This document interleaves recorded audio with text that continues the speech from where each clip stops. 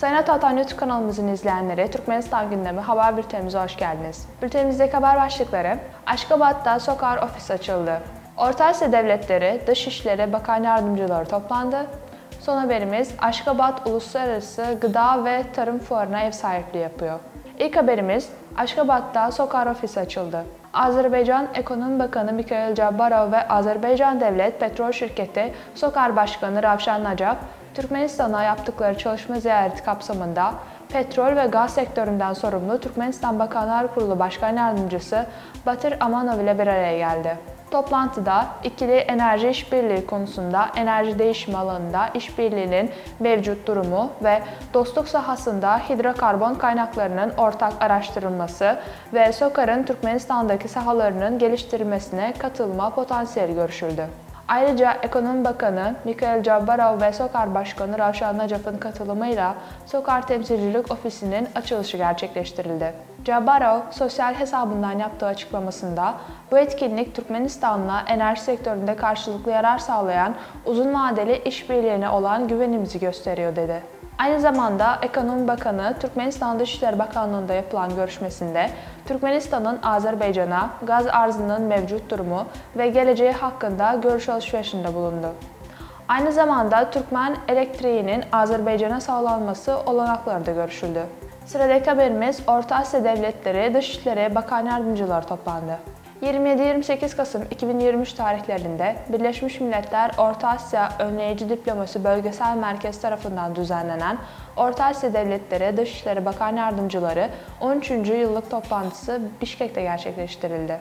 Toplantıya Kazakistan, Kırgızistan, Tacikistan, Türkmenistan ve Özbekistan'ın Dışişleri Bakan Yardımcıları katıldı. Afganistan'ın bölgesel güvenlik ve kalkınma açısından önemine dikkat çeken Genel Sekreterin Orta Asya Özel Temsilcisi ve Birleşmiş Milletler Afganistan Yardım Misyonu Başkanı Roza Otunbayeva toplantıya davet edildi. Kırgız Cumhuriyeti Dışişleri Bakanı Cenbek Kulubayev, Orta Asya devletleri ile Birleşmiş Milletler arasında karşılıklı çıkarları ilgilendiren ve bölgede barış ve güvenliğin güçlendirilmesiyle ilgili konularda yakın işbirliğinin önemini vurguladı. Dışişleri Bakan Yardımcılarının bir sonraki toplantısı 2024 yılı sonunda Özbekistan'da gerçekleştirilecek. Bu toplantıya katılan Türkmenistan Dışişleri Bakan Yardımcısı Mehri Beşimova'nın başkanlığındaki heyet, Bişkek'teki Agit Akademisi'ni ziyaret etti.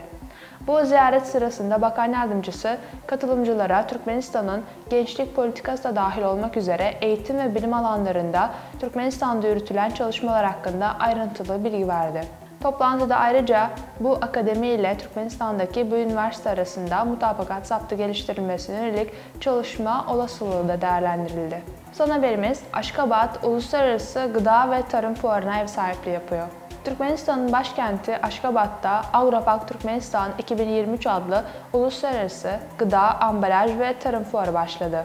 Aşkabat'taki Ticaret ve Sanayi Odası merkezinde düzenlenen fuarın açılışına hükümet üyeleri, iş insanları ve basın mensupları katıldı.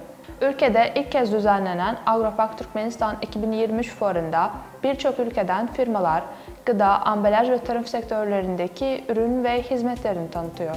Türkmenistan'ın Sanayi ve Ticaret Odası ile Türkiye'nin Soğuk Fuar Şirketi'nin ortaklaşa organize ettiği fuarda sergilenen gıda, ambalaj makineleri, seracılık, tahıl depolama ve sulama sistemleri ürünleri katılımcıların ilgisini çekti.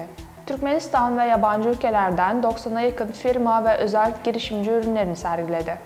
Uluslararası fuarda ülkenin Tarım, Ticaret ve Dış Ekonomik İlişkiler Bakanlığı'nın yanı sıra Azerbaycan, İran, Almanya, Moldova, Hollanda, Rusya, Türkiye ve Özbekistan'dan katılımcılar gıda ambalaj alanında yenilikçi teknolojilerini sundu.